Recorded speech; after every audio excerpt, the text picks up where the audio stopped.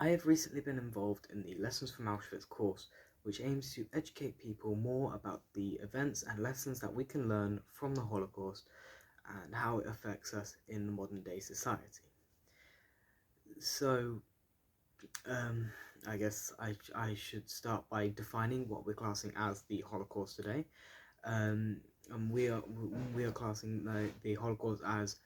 the murder of approximately 6 million Jewish men, women, and children by Nazi Germany and its collaborators during World War II. And this the Holocaust was the events that led up to the Holocaust were in brewing before World War II actually broke out, with many Jewish communities from Lithuania, France, Poland, and Greece thriving, and um, and the Jewish and religious life being unpersecuted and fairly normalized in society. But when it came to World War II and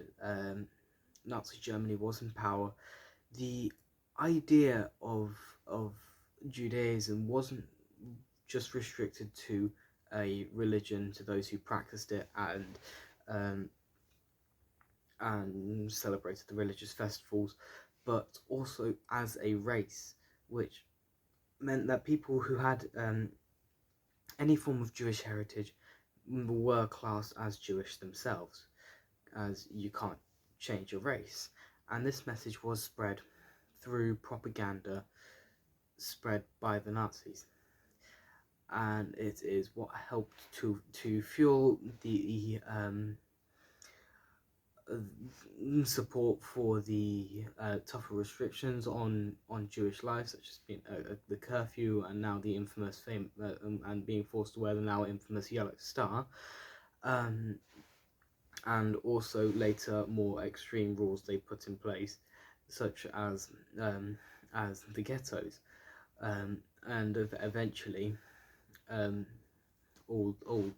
spiraled into what was the Holocaust. So when the Holocaust was actually taking place in the concentration camps, the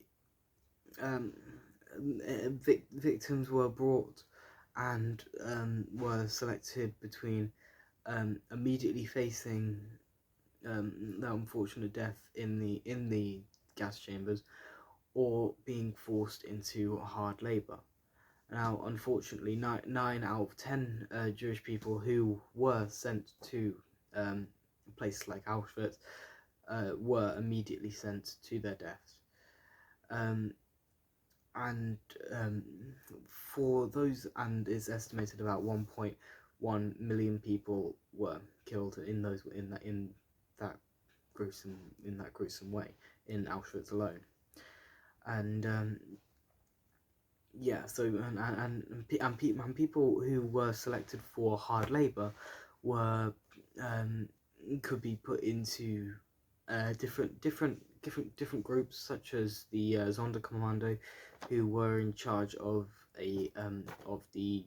general running of the crematoria and gas chambers, and unfortunately many of them themselves were also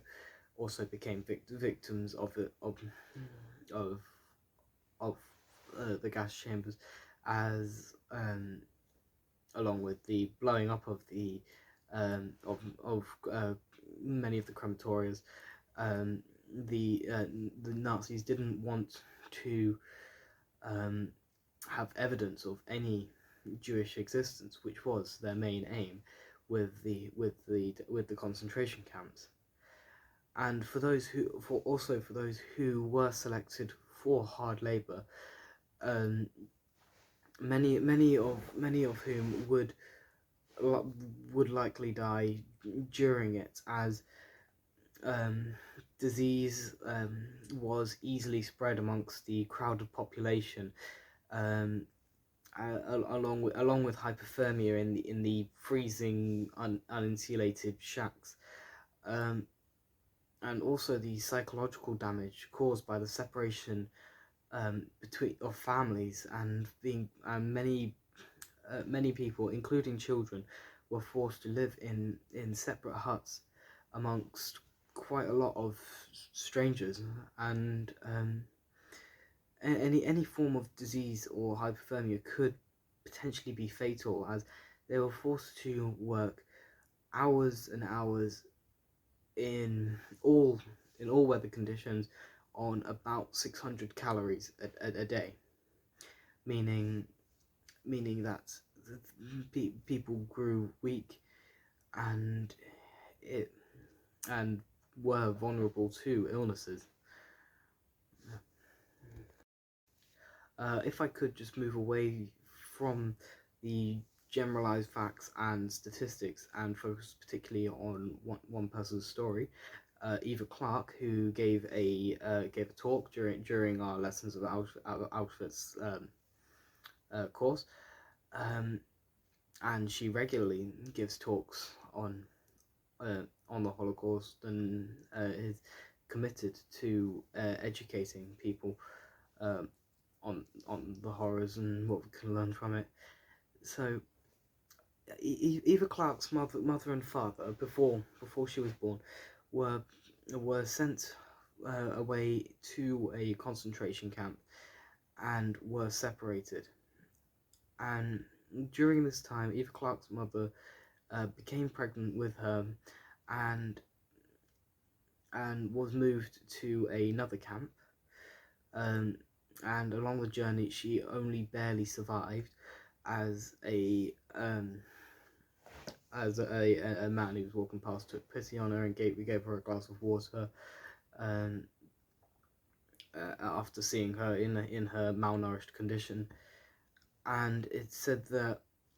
the site of the new concentration camp, which her mother was brought to, brought on the labour, um, which was the birthday of Eva Clark. But her and her mother returned home, and they both have talked extensively about how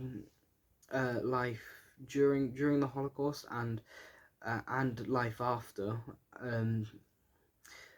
has shaped society. And although Eva's mother passed away a few years ago now, Eva still talks quite in great detail about how um, the Holocaust affected her family life, and how it affected her mother as well. And their story is now being shown in the Imperial War Museum, London, in a newly constructed Holocaust section. So, how can we learn from the lessons of this tragic and horrific uh, moment in history? Well, one of the main ways is through commemoration, and during our lessons from Auschwitz, we talked about a small section of the Auschwitz Memorial and Museum, called the Book of Names, which is a very large book containing 4.2 million of the names of those who were killed during the Holocaust. And the pages of this book are very well thumbed through. People are looking through it, reading the names of the people, and actually humanizing the story, so that the Holocaust doesn't just become a bunch of statistics, such as like 6 million people dying during it. But as I said, there's only 4.2 million people's names in that book, and as a result, there is more than 2 million names who are missing. And in the room in which the Book of Names is displayed, there is quite a large space between the last page of the book and the wall, and that is a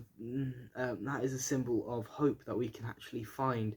the names of the people who were left uh, unremembered, because one of the greatest tragedies of the Holocaust is the fact that in some cases entire communities were wiped out, meaning that there was no one left that could remember their names or tell their stories. And well, and in terms of modern day society, the Holocaust has had a profound effect on how Jewish people are accepted into society, and also on a wider scale how we view extremist ideology. And now, or there was in May of this year, 2021, there was more than 305. Well, there was 305 reported cases of anti-Semitic abuse, and it's suggested that that statistic could be higher, as many incidences don't go um, unreported. But so although the Holocaust is widely known about, the growth in further fake news and extremism, and also the recent emergence of Holocaust denial, means that people aren't actually